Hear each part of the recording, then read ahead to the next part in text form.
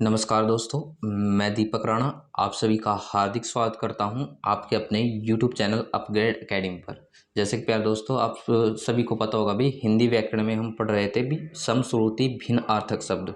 जैसे कि मैंने आपको बोल रखा है कि हम यहां हर रोज़ 10-10 सम श्रुति भिन्न अर्थक शब्दों को डिस्कस करेंगे। आपको क्या करना है भाई, मैं जैसे कि हर रोज़ बोलता हूँ, इनको नोट डाउन करना है, 2 से 3 बार इनको रिवाइज करना है, जिससे कि आप इन चीज़ों को आराम से और मैक्सिमम नंबर को याद कर लो भाई। ठीक है ना, ताकि आपके ऊपर ज़्यादा इफेक्ट ना पड़े और साथ के साथ आपको ये चीज़ें लर्न हो जाए भाई। अभी देखिए भाई, वैसे तो मैं हर वीडियो में आपको बताता हूँ समश्रुति भिन्न अर्थक का मतलब क्या होता है, ठीक है ना, इसमें भी मैं आपको बताऊंगा। अब समश्रुति, सम का मतलब क्या बताया था मैंने, समान, श्रुति का मतलब सुनने वाले, और भिन्न का मतलब अलग, अर्थक का मतलब अर्थ देने वाले। देखो, जो सुनने में तो समान होंगे लेकिन उनका जो अर्थ होगा वो भिन्न होगा भाई। ठीक है ना, जैसे कि ये था हमारे पास अभिराम, अभिराम। देखो, सुनने में तो समान समान से है, लेकिन जब आप इनका अर्थ देखोगे वो आपको अलग अलग मिलेंगे। तो अब देखते हैं अपने आज के 10 श्रुति भिन्नार्थक शब्दों को भी। अब पहला वर्ड है हमारे पास अभिराम। इस अभिराम का मतलब क्या होता है, तो याद रखिएगा, इसका मतलब होता है सुंदर। क्या होता है भाई, सुंदर। देन क्या है, अविराम। अविराम का मतलब क्या होता है, बिना किसी विराम के। तो यहाँ लिख देंगे बिना विराम के या बिना रुके, जो भी आप लिखना चाहोगे। देन क्या है, अब देखते हैं अपने सेकंड नंबर वाले को। ये है अपचार, जबकि ये है उपचार। अपचार का मतलब क्या होता है, याद रखिएगा, इसका मीनिंग होता है अपराध। जबकि उपचार का तो लगभग सभी को पता ही होगा, इसका मीनिंग क्या होता है, इलाज। क्या होता है, इलाज। देन इसके बाद है हमारे पास अंक। अंक का मतलब क्या होता है, इंपॉर्टेंट। अभी एग्जाम में ये भी कई बार पूछा गया है अभी, गोद।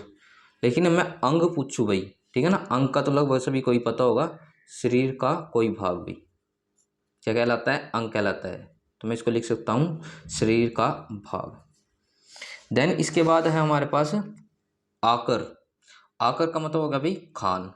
खान सोने की हो भाई, हीरे की हो, इस टाइप से किसी भी चीज़ की, तो उसको हम क्या बोलते हैं, आकर बोलते हैं। और आकर का मीनिंग खान।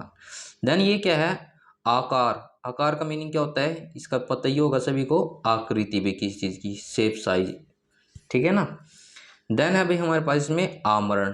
ठीक है ना, जैसे कि हमने फिल्मों में सुना होगा, वो आमरण अनशन पे बैठ गया। ठीक है ना, धरनों में भी आपने ये चीज़ सुनी होगी। तो आमरण का मतलब होता है भाई मृत्यु पर्यंत। क्या होता है, मृत्यु पर्यंत, यानी मृत्यु तक। और आभरण का मीनिंग क्या होगा अभी, याद रखिए इसको, आभूषण। क्या होता है, आभूषण। देन है इसके बाद में मेरे पास आहूत। आहूत, देखिए ये छोटा ऊ है और ये बड़ा ऊ है, लेकिन दोनों का मीनिंग अलग है। जिसमें छोटा ऊ आता है उस आहूत का मतलब होता है भाई यज्ञ। क्या होता है, यज्ञ। लेकिन जिसमें बड़ा ऊ आता है उस आहूत का मतलब होता है निमंत्रण।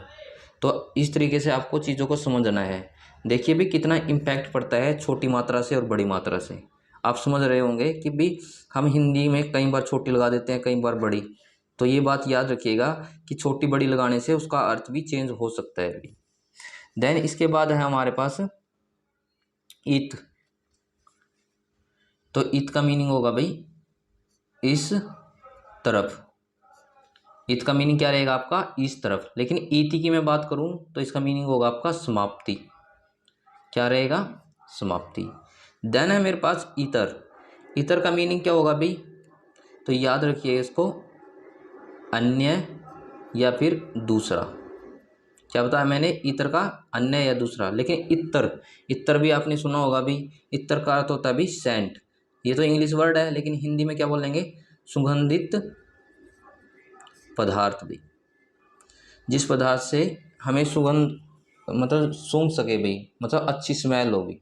और इंग्लिश में आपको ये अच्छी तरीके से समझ में आ गया अभी, इत्र किसको बोलते हैं, यानी सेंट को बोलते हैं। और हिंदी में ही बोलना आपको किसी भी ऐसे पदार्थ को जिससे सुगंध मिले हमें, तो वो क्या कहलाता है, इत्र कहलाता है। देन इसके बाद क्या है, इंदिरा। इंदिरा का मीनिंग क्या होता है भाई, याद रखिएगा, लक्ष्मी। क्या बनेगा, लक्ष्मी। देन क्या है, इंदिरा। देखो ये खाली रह थी, और लेकिन द के पैरों में रह आ जाए और तब पूछ ले आपको इंदिरा का मीनिंग क्या रहेगा, तो आप बोलना इंद्र की पत्नी। क्या बनेगी, इंद्र की पत्नी। वो क्या कहलाती है, इंदिरा। देन क्या है आज के लिए जो हमारे पास लास्ट है उद्दत।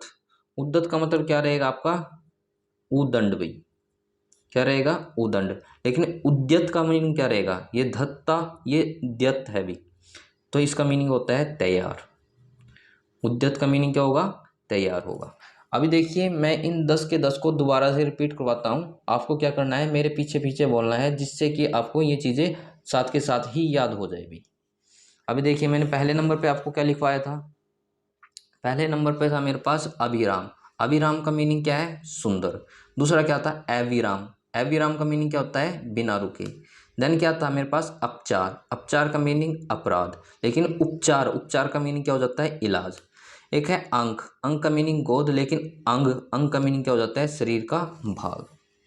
इसके बाद क्या था हमारे पास आकर। आकर का मतलब खान, लेकिन आकार का मीनिंग क्या हो जाता है, आकृति। फिर है आमरण। आमरण का मतलब मृत्यु पर्यंत, लेकिन आभरण, आभरण का मीनिंग क्या हो जाता है, आभूषण।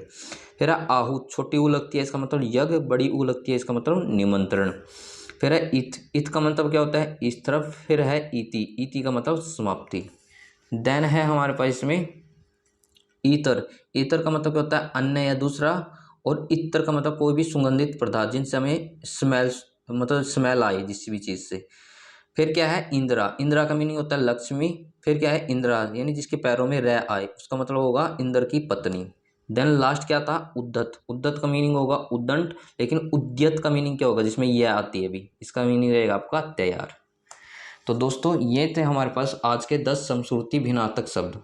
आई होप आपको इनमें से कुछ तो अभी साथ के साथ याद हो गई होंगे, और जैसे ही आप इनका 1 से 2 बार रिवीजन करोगे, सभी के सभी आपको अच्छी तरीके से याद हो जाएंगे भी।